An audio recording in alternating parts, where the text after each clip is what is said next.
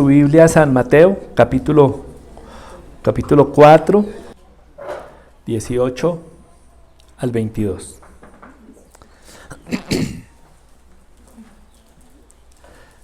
Estoy leyendo en esta ocasión, en la Nueva Traducción Viviente. Habrá algunos versículos de otra versión, pero empezamos con esta.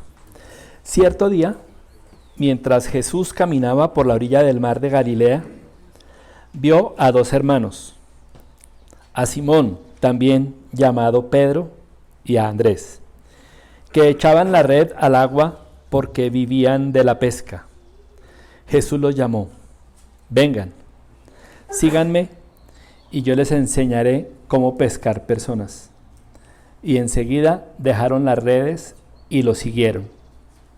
Un poco más adelante, por la orilla, vio a otros dos hermanos, Santiago y Juan, sentados en una barca junto a su padre Zebedeo, reparando las redes. También los llamó para que lo siguieran. Ellos, dejando atrás la barca y a su padre, lo siguieron de inmediato. Este es el pasaje central del que quiero que meditemos esta mañana. Y como también dice en la otra versión, en la Reina Valera, dice: vengan en pos de mí y yo les haré pescadores de hombres. Este pasaje me parece bien hermoso porque veo muchas cosas que, pues uno, que el enemigo no quiere que hagamos, y dos, que entendemos que es el propósito de Dios en su corazón, que esto fue lo que ocasionó que Jesús, siendo en forma de Dios y viviendo en el cielo, se hiciera hombre y viniera a la tierra a morir en la cruz.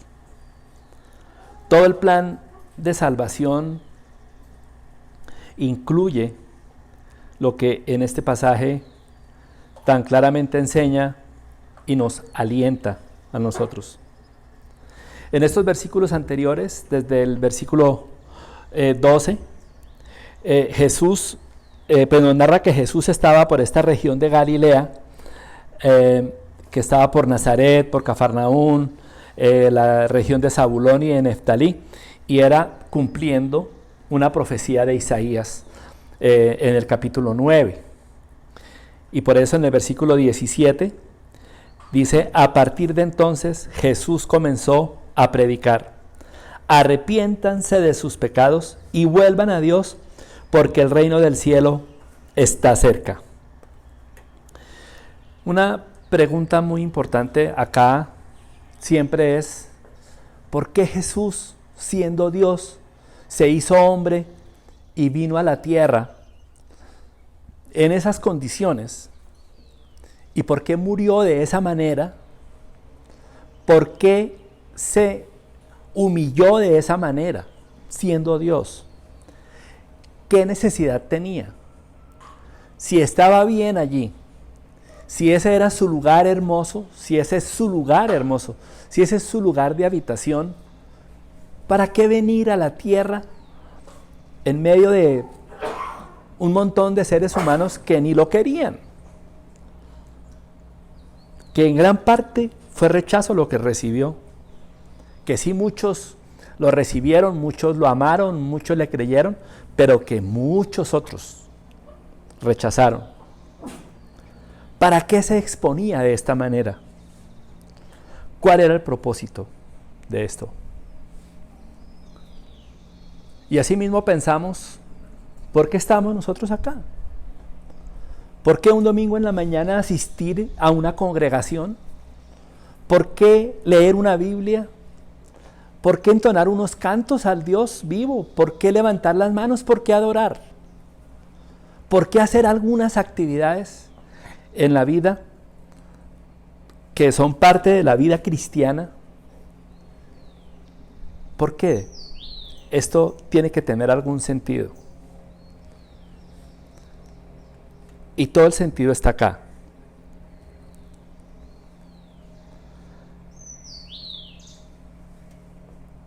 En este versículo 18, bueno, en el versículo 17, Jesús comenzó a predicar: arrepiéntanse de sus pecados y vuélvanse a Dios, porque el reino del cielo está cerca. La realidad es que hay pecado. La realidad es que hay un reino de Dios. La realidad es que sí hay un cielo y que sí hay un infierno. La realidad es que la vida no termina acá. La vida no es solamente acá. La realidad es que cuando muramos, porque vamos a morir algún día, este cuerpo no resistirá una eternidad aquí en la tierra, vamos a ir a algún lugar. La Biblia habla del cielo y la Biblia habla del infierno. La Biblia explica muy bien estos dos lugares a donde iremos todos los seres humanos cuando muramos. El cielo no es un cielito. Cielito es una niña muy bonita que había en el colegio donde estudiaban mis hijos. Era una niña hermosa. Ella sí es cielito. El cielo es otra cosa. El infiernito es un lugar a donde a veces vamos en bicicleta. Lo llaman el infiernito porque es empinada y lo hace sufrir a uno un montón esa loma. Y se llama así el infiernito. Pero el infierno del que habla la Biblia no es ese infiernito. El infierno del que habla la Biblia es un lugar de tormento, es un lugar espantoso. Un día hablamos sobre eso y tal vez en alguna otra ocasión podremos volver a hacerlo, volver a escuchar sobre el cielo y sobre el infierno. Hay quienes dicen que no existe el infierno. Cuando estaba buscando algunos pasajes sobre esto, vi un artículo de Roma donde el Papa dijo que el infierno no existe, hace poco. Y también hay otro artículo que dice: ¿por qué los curas dejaron de amenazar con el infierno? Entonces, como el infierno supuestamente no existe ahora, entonces, pues qué chévere. O sea, pues ¿para qué creer en Dios? ¿Para qué murió Cristo? ¿Para qué la fe cristiana? ¿Para qué la Biblia? ¿Para qué todo? Si el infierno no existe. Cuando trabajaba en un colegio hace muchos años, tratamos un poquito este tema en la clase de religión con las estudiantes. Y las monjitas me regañaron en esa oportunidad. Me dijeron: pero Carlos, ¿cómo va a hablar de esos temas si usted sabe que el infierno y el cielo son dos figuras en la Biblia? Que esos no son lugares reales. Discutimos sobre el asunto, pues muy cordialmente. ¿Cómo vamos a decir que el infierno es una metáfora, que no es un lugar? ¿Y cómo van a decir que el cielo no es un lugar si la Biblia enseña mucho sobre eso? Hay pasajes, yo tomé una listica de pasajes, van a quedar aquí grabados que no tienen que tomar nota, pero cuando escuche la prédica los puede buscar. Apocalipsis 20:15, por ejemplo. Mateo 10:28. Lucas 16, del 23 al 24. Apocalipsis 20:10. Mateo 5:29. Mateo 25:41. Segunda de Pedro 2:4. Isaías 33:14. Apocalipsis 19:20. Segunda de Tesalonicenses 1, del 8 al 10. Hebreos 10, 27 al 31. Apocalipsis 14. Decir que no existe el infierno, pues es negar mucho de la presencia de Dios, de la obra de Dios y de la necesidad de un Salvador. Por eso Jesús vino. Por eso cuando dice arrepiéntanse de sus pecados y vuélvanse a Dios, es para que recibamos el perdón de los pecados y es para que no suframos la condenación en ese lugar. Ese es el lugar que arde con fuego y azufre. No voy a hablar más del infierno. Como les digo, podemos encontrar en todos esos pasajes.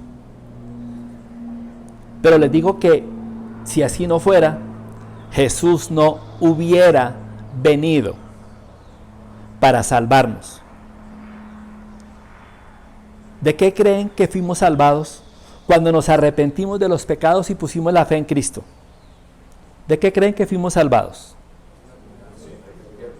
Fuimos salvados de la condenación eterna en el infierno.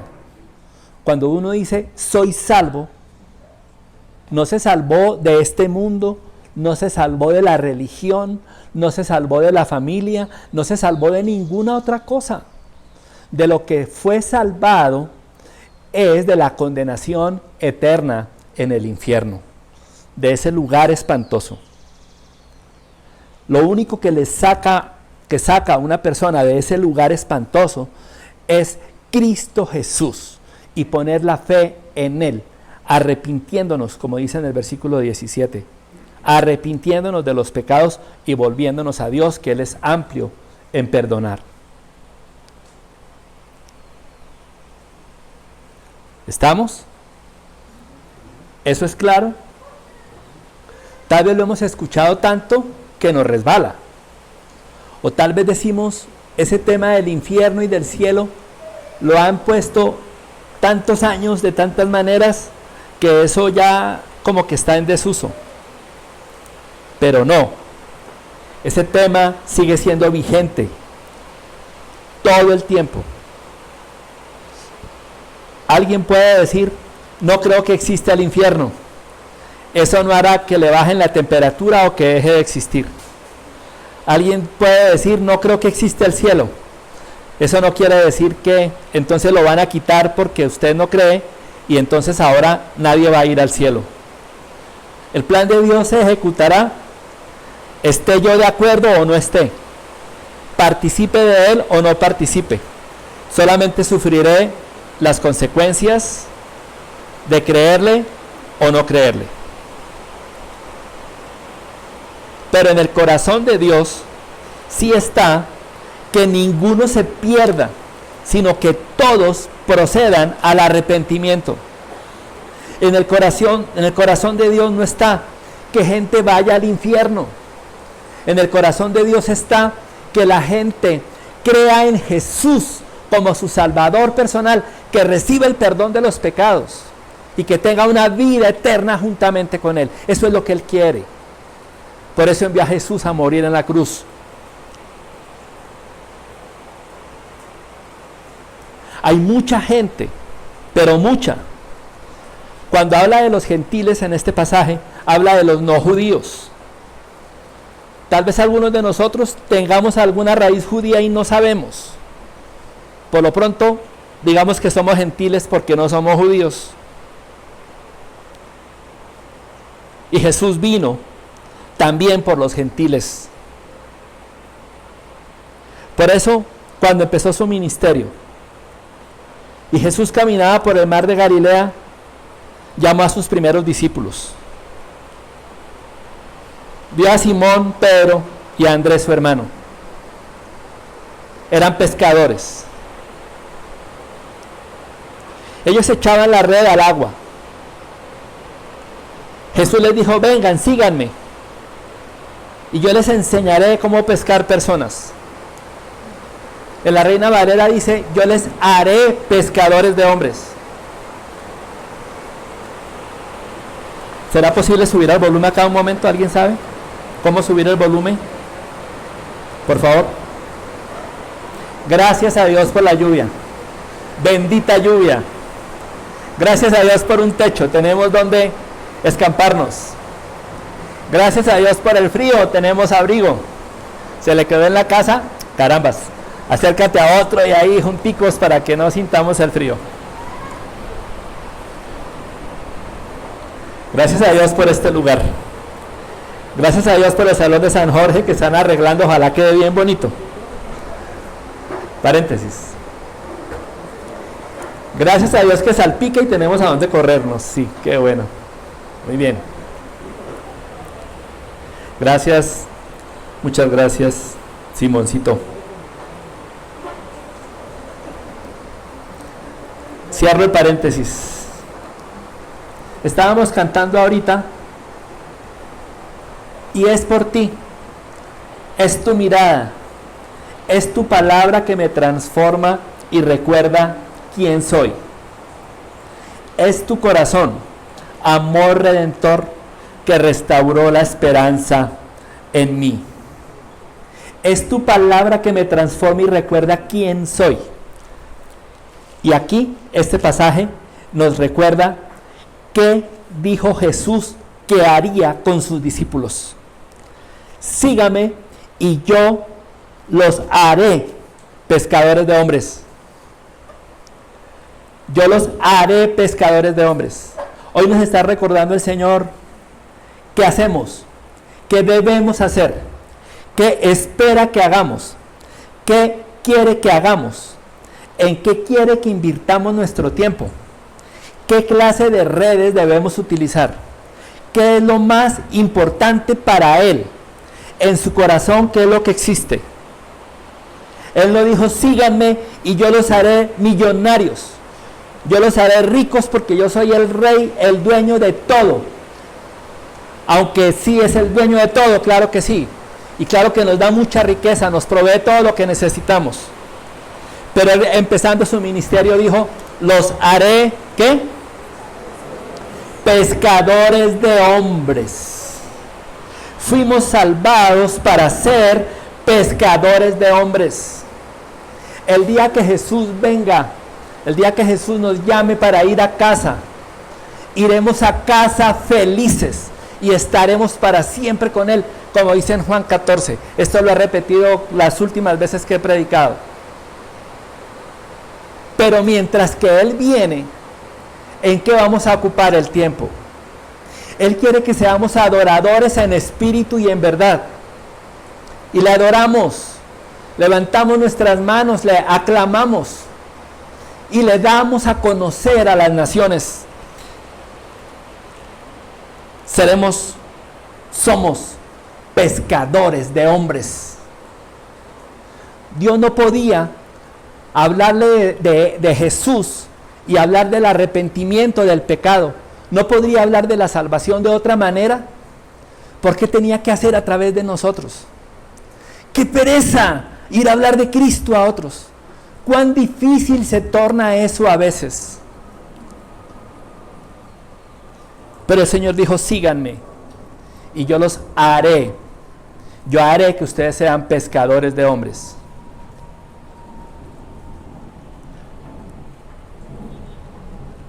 Llamo a Simón Pedro, a Andrés, también a Santiago y a Juan. Dejen sus redes, síganme, vivan conmigo, anden conmigo. Los voy a convertir, no en pescadores de peces, sino en pescadores de hombres. Yo un día estaba sentado y el Señor vino y dijo, sígame. Eres un educador, maestro, pero quiero que seas pescador de hombres. Un amigo estaba trabajando en su ingeniería y el Señor lo llamó y le dijo, buena tu ingeniería, pero sígueme, quiero que seas pescador de hombres. Una amiga, Tabita, haciendo costura, y el Señor la llama y le dice, yo quiero que seas pescadora de hombres. Una amiga odontóloga, otra amiga médica, fueron llamadas también y fueron hechas pescadoras de hombres y de mujeres en el nombre de Jesús. El Señor nos está recordando quiénes somos, para qué fuimos llamados. El propósito principal de su corazón es que las almas vengan al arrepentimiento. Y ese mensaje lo envía a través de personas como nosotros, que fuimos llamados para esto. La pregunta incómoda. Les tengo una pregunta muy incómoda hoy y otras un poquito menos incómodas, más alentadoras.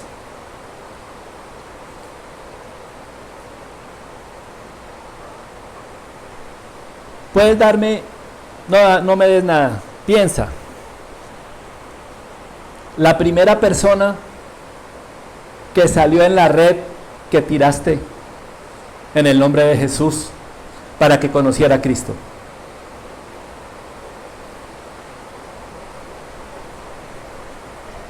¿Puedes hacer una lista? ¿Puedes decirme quiénes han conocido a Cristo por ti?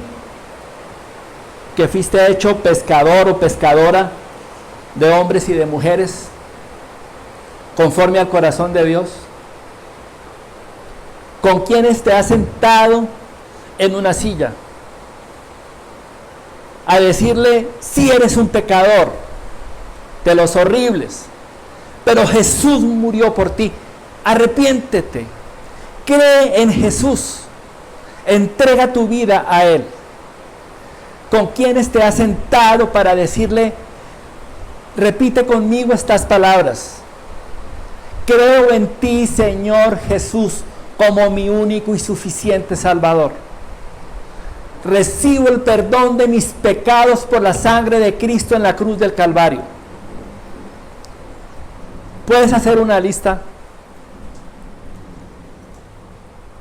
Si tienes una lista de personas, puedes decir a la pregunta de Jesús, ¿has sido de pesca? ¿Has pescado? Y podrás decir, sí, he pescado. Tal vez sean poquitos, tal vez vengas con un solo canastico, con 1, con 2, con 3, con 4 convertidos a Cristo. Tal vez seas un evangelista y vengas con una red que se está reventando. Tal vez ya ni te acuerdas del número de personas que han escuchado que Jesús los ama por tu boca. Tal vez tus mejores amigos sean personas que han recibido a Cristo contigo. Tal vez no los has vuelto a ver. Tal vez algunos ya fueron a casa. Tal vez otros anden por ahí deambulando sin Cristo. Pero estás aquí. Estamos aquí y la tarea no ha terminado. Todavía tenemos tiempo para hacer la tarea de pescar hombres y mujeres conforme al deseo del corazón de Dios.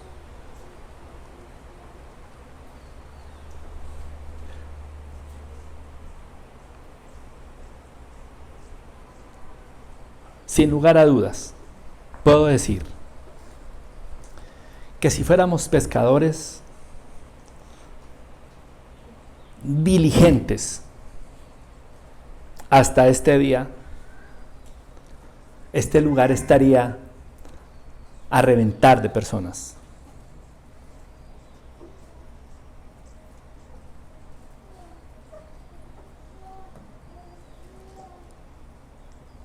Pero si me piden una prueba de que no hemos sido tan diligentes, les digo, aquí está.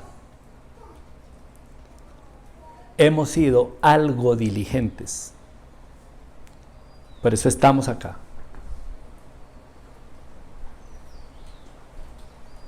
Pero si fuéramos un poquito más diligentes en atender al llamado del Señor, como Simón, como Andrés, como Santiago, como Juan, y cuando escuchamos, sígueme, de inmediato le siguieron, y fueron y vivieron con él. De veritas, este lugar estaría lleno de personas lleno de personas arrepentidas que han puesto su fe en el Señor Jesucristo.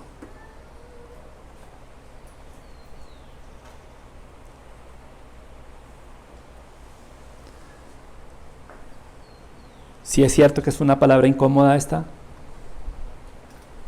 ¿Le incomoda o le resbala? Dígame algo, por lo menos para entender que me están escuchando. Si le incomoda, diga, uy. Si le alivia, diga, uy.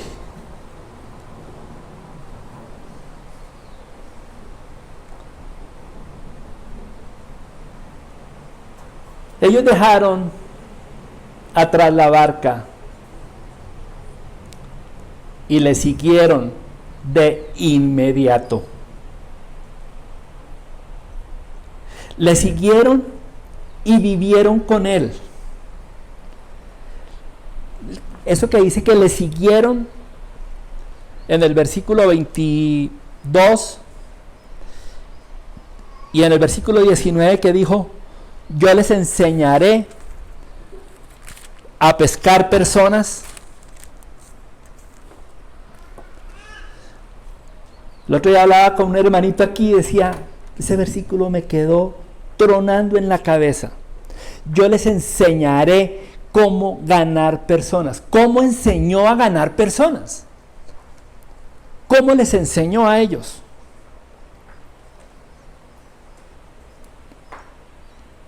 Pues la primera cosa es que fueron detrás de él. Le siguieron a donde fue.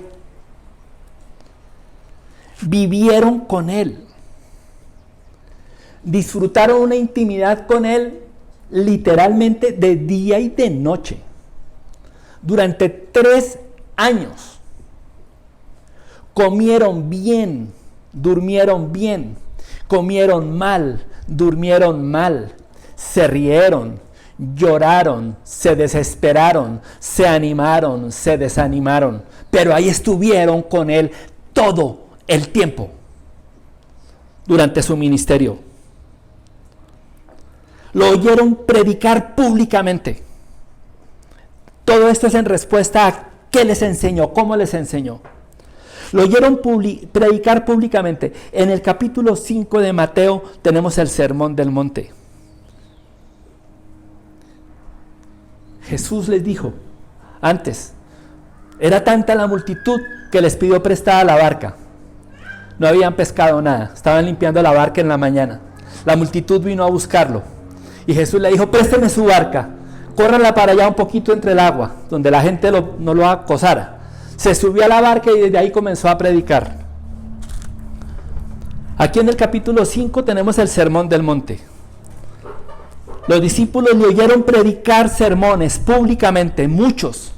Este es el sermón más famoso de la historia. El sermón más amoroso, el sermón que tiene muchas más enseñanzas de las que uno pudiera asimilar. Lo oyeron públicamente predicar, muchas veces. Vieron cómo le traían sordos, cómo le traían ciegos, cómo le traían mudos, cómo le traían paralíticos, endemoniados, hasta muertos. Y vieron a Jesús compadecido por ellos, orando, poniendo las manos, escupiendo, haciendo lodo, poniendo manos en los ojos, metiendo dedos en una boca, destapando oídos. Lo vieron compasivo por los enfermos, por los necesitados, orando por ellos, asumiendo su dolor y dándoles una respuesta. Vieron sus milagros. Lo oyeron orando. San Juan capítulo 17 es una oración tremendamente larga por nosotros. Pero muchas veces lo vieron orando. Cuando se levantaron de madrugada pensando que eran los primeros, subieron al monte a orar y ya estaba Jesús allí de rodillas orando. Lo vieron orando muchísimas veces. Lo vieron orando en el frío, en el calor, en la barca, en la tierra, en el monte, en la casa. Oyeron sus oraciones. Las registraron en los libros, los evangelios. Lo oyeron orando por los discípulos. Lo oyeron orando por sí mismo, por él mismo. Padre, pasa de mí esta copa si quieres, pero no se haga mi voluntad sino la tuya. Lo oyeron orando por Jerusalén. Lo oyeron orando por nosotros que todavía no estábamos por ahí. Y le imitaron. Se sentaron a la mesa con él en muchas oportunidades. Se sentaron con fariseos y publicanos. Lo vieron sentarse con cobradores de impuestos. Lo vieron sentarse con sus amigos. Lo vieron visitar a sus amigos. Lo vieron entrar en casa de sus enemigos. Lo vieron entrar al templo. Lo vieron voltear mesas. Lo vieron enojado. O cantaron cantos con él. Lo vieron llorando por sus amigos.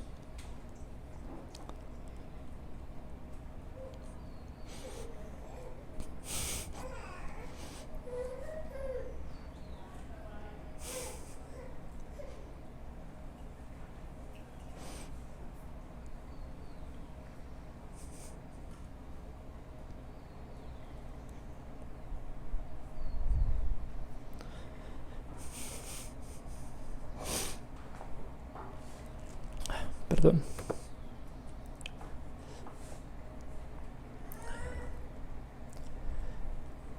Esto no está en el sermón.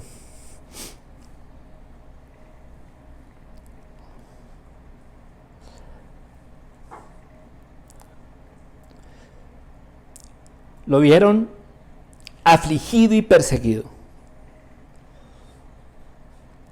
Lo vieron en el monte. Lo vieron en el borde de un abismo donde lo estaban persiguiendo para echarlo a rodar por el abismo para deshacerse de él. Lo vieron discutiendo con los fariseos por no guardar el sábado según ellos. Lo vieron defendiéndose de las acusaciones por hacer el bien, por sanar enfermos, por resucitar a algunos muertos. Lo vieron en sus agonías secretas, fueron testigos, viéndolo sufriendo y llorando en el huerto. Vieron su compasión, disfrutaron su compasión.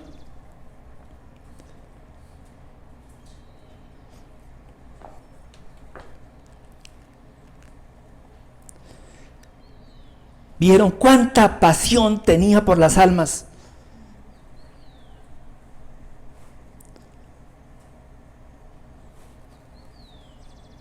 Vieron cuánto los amaba a ellos. Vieron cuánto ama a los pecadores. Vieron cuánto ama a los malos que todo el mundo odia.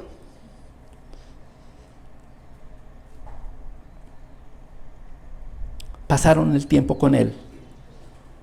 Vivieron con él. El Hijo del Hombre no tenía dónde recostar su cabeza. Su almohada sería una piedra, y ellos fueron a dormir con él y también cogieron almohadas de esas. A veces no aguantaron el sueño, se quedaron dormidos mientras que él oraba y sufría. Pero ahí estuvieron con él y aprendieron cómo y por qué pescar personas. Aprendieron cómo echar las redes.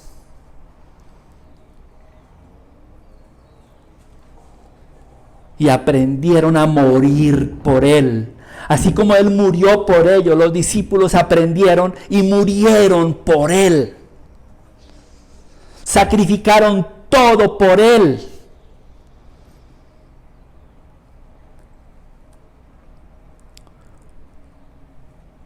Unos días estuvieron sentados con él a la mesa y uno hasta recostó su cabeza sobre su pecho.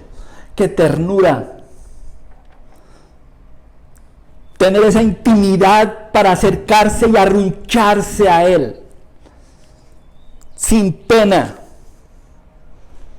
Aunque los otros criticaron que tan lambón seguramente, pero su dicha era estar abrazado con él.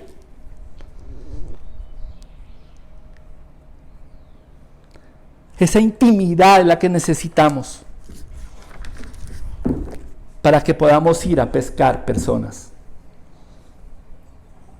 Esa fue la escuela para ellos.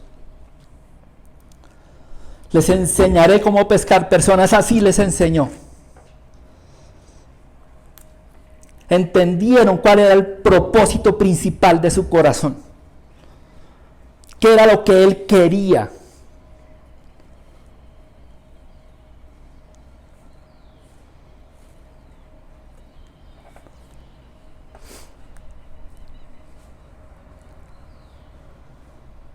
Vamos a Lucas capítulo 5.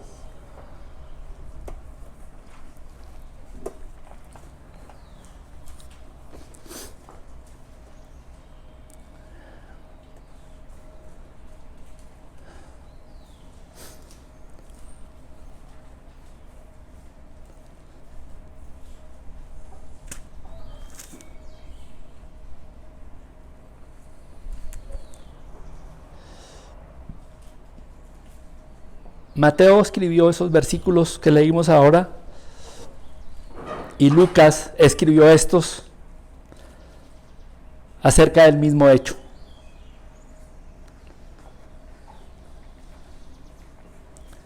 Cierto día, mientras Jesús predicaba en la orilla del mar de Galilea, grandes multitudes se abalanzaban sobre él para escuchar la palabra de Dios.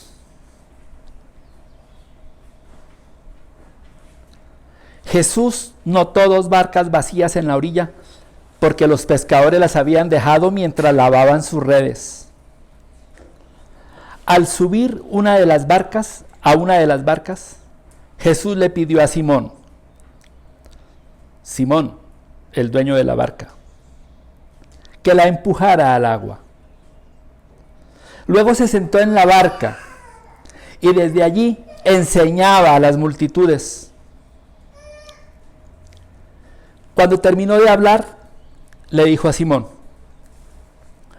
ahora ve a las aguas más profundas y echa tus redes para pescar. Maestro, respondió Simón, hemos trabajado mucho durante toda la noche y no hemos pescado nada. Por eso la barca estaba vacía. Por eso ellos estaban desocupados. Por eso le pude decir, corre la barquita para allá.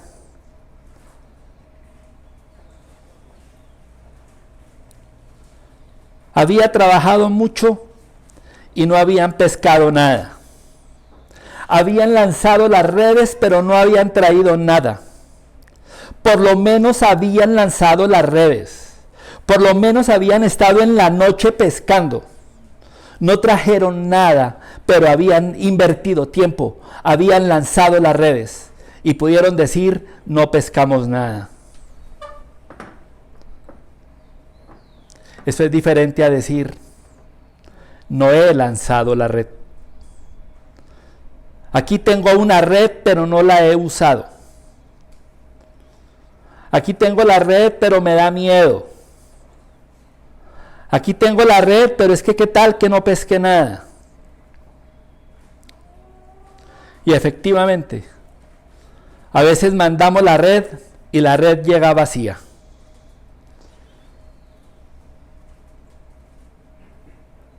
Pero escuchen. Pero si tú lo dices, echaré las redes nuevamente. ¿Qué vamos a hacer? Jesús está hablando hoy. ¿Vamos a echar las redes nuevamente? Quien tenga la red enredada y guardada la va a sacar. ¿Vamos a echar las redes? Si Jesús te dice, ve al agua más profunda y echa la red, no nos quedemos diciendo, pero trabajé toda la noche y no pesqué nada.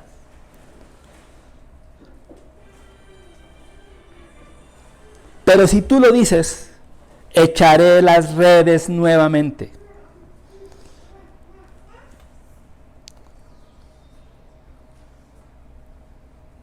Esta es la oportunidad. Esta palabra está aquí, ha incomodado. Si la incomodó, diga, ay. Como que no.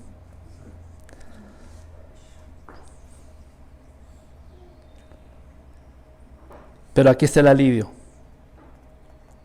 Escuchamos al Señor diciendo, manda las redes. Las echaré nuevamente si tú lo dices, Señor. Y esta vez las redes se llenaron de tantos peces que comenzaron a romperse y tuvieron que pedir ayuda. Y estaban Simón y Andrés y tuvieron que pedirle ayuda a los otros dos, a los hijos de Zebedeo, a Santiago y a Juan. Y vinieron y llenaron no solo su barca, sino la otra barca, y las barcas casi se hundían. Y eso es lo que quiero ver. Eso es lo que Jesús quiere ver. Eso es lo que queremos ver. Y les digo, ese es mi sueño. Tuve un sueño hace unas noches. Se lo conté a Nana. Vi esta iglesia llena de personas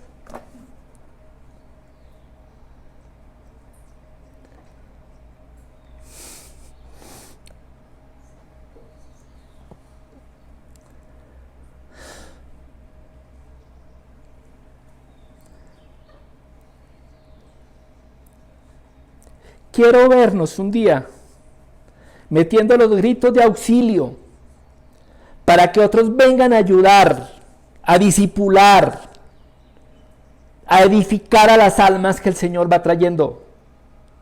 Y estoy hablando de almas 0 kilómetros. Estamos hablando de peces nuevos, de personas salvadas. Personas que no creen en Jesús, que oyen el Evangelio porque nosotros mandamos la red. Y yo quiero, es mi anhelo, que ese sueño sea real. Y vamos a trabajar para eso. Con los que quieran sacar su red. Al que le moleste discipular personas, al que le moleste gente nueva, al que no le guste, el que diga qué pereza, bien pueda quedarse en su casa, pero todo el que escuche el llamado no se queda en la casa. Busca la red, la desempolva, la remienda, la lava, la alista y vamos a pescar. Si Jesús solo con 12 personas ha venido ganando el mundo, ¿cómo así que nosotros con el poder de Dios no vamos a ganar un montón de personas de este pueblo? Hasta que las redes comiencen a romperse. Hasta que las barcas comiencen a hundirse. Hasta que el tiempo no nos alcance para discipular y enseñar a las personas.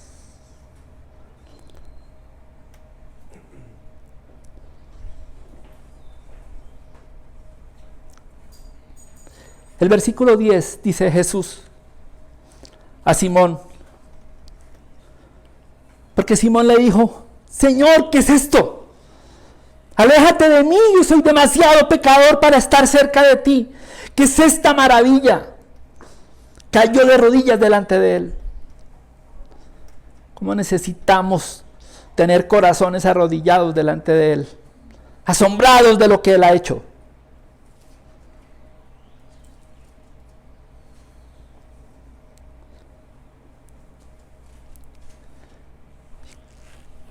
Para que diga si quiere. Jesús le respondió a Simón, no tengas miedo. No tengas miedo. Si yo voy delante tuyo, es tu promesa. Si yo estoy contigo todos los días hasta el fin. No tengas miedo.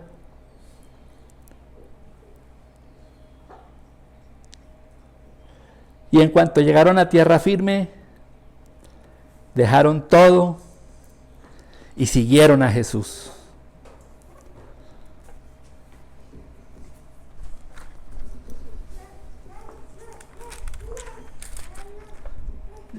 ¿Quieres agrandar esa lista que tienes? ¿Escuchas el llamado? Por lo menos vas a comenzar a identificarte como creyente en Jesús, donde estás, en el trabajo, donde vayas, entre los vecinos, lo que hagas, donde estés, como predicamos una vez mientras vamos. Tendremos un avisito por lo menos en el que se diga que somos hijos de Dios. Que si quiero oír algo acerca de Cristo, aquí estoy. Que si quiero oír algo alentador, aquí estoy. Que si quiere conocer al Salvador, aquí estoy. Que si quiere conocer al Dios vivo y verdadero, yo soy un embajador de Él. Yo tengo respuestas de Jesús para su vida.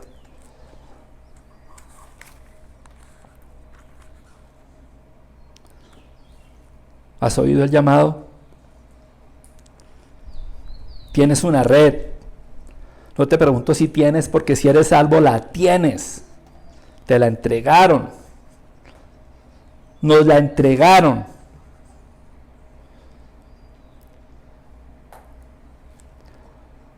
Pasemos tiempo con Él. 24 horas con Él. Él nos enseña cómo hacerlo. Estos discípulos mandaron las redes y no sacaron nada. Nuestra tarea no es convertir a nadie.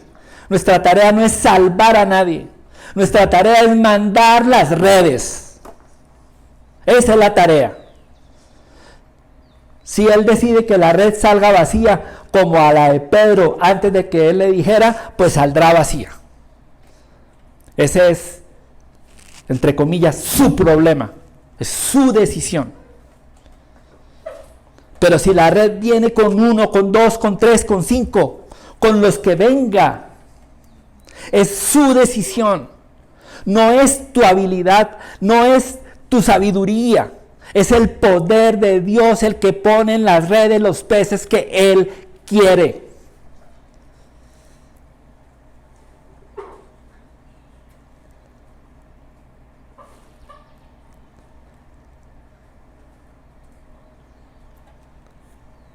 Me alivia saber que no convierto a nadie.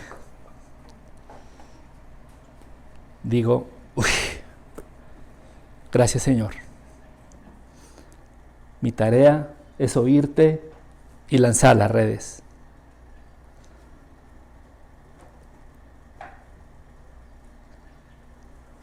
Yo no he tenido alegrías más grandes.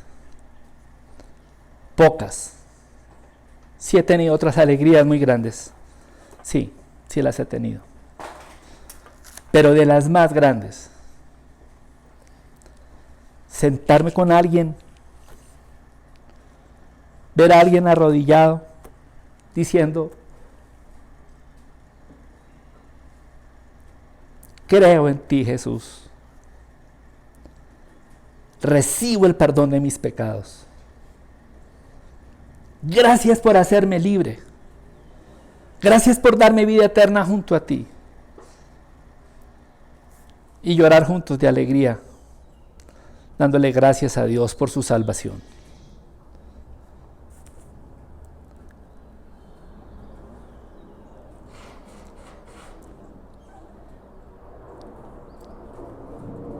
En tu nombre echaré las redes nuevamente.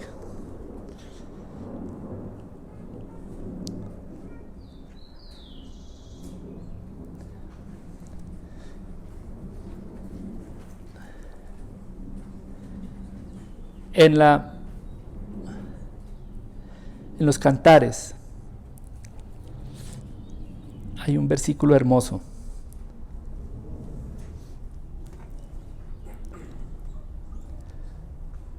cuando el novio echa piropos a su novia,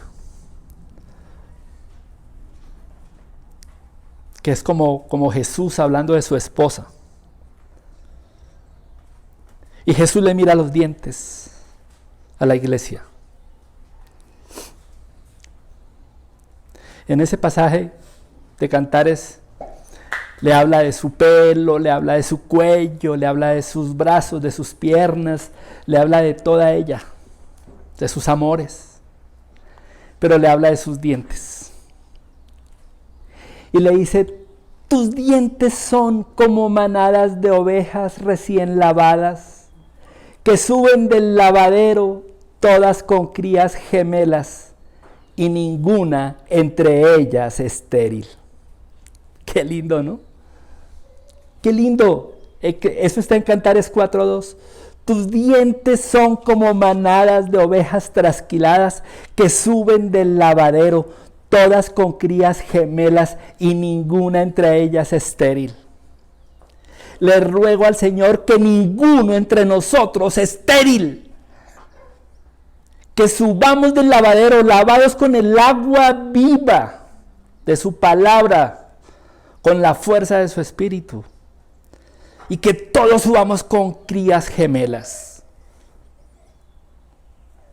Que si algo tenemos que presentar a Él, es lo que venga entre las redes, hablando de Cristo.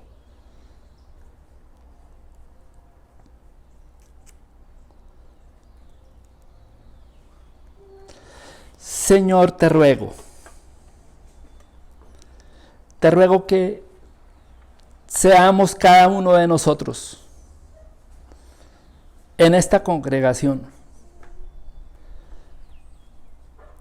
como estas ovejas lavadas, trasquiladas, habiendo sido lavados con el agua de tu palabra, habiendo sido perdonados y limpiados con tu sangre preciosa, habiendo sido comprados a gran precio, habiendo tenido los oídos destapados y escuchado cuánto nos amas, habiendo escuchado tu llamado de seguirte y vivir contigo, y que nos harás pescadores de hombres. Danos fuerza por tu espíritu. No queremos a ninguno estéril. Ninguno estéril. Todos con crías gemelas. Queremos fiesta en el cielo, Señor. Dices que cuando un pecador se arrepiente hay fiesta delante de los ángeles. Queremos compartir la alegría de tu corazón, viendo muchas personas conociéndote, creyendo en Jesús como su Salvador personal, porque esta es la vida eterna. Que te conozcan a ti, Padre, como el único Dios verdadero, y a Jesucristo, tu Hijo, a quien has enviado. Gracias por amarnos. Gracias por traernos esta palabra de exhortación, de ánimo, de consuelo en este día. Gracias por recordarnos tu llamado.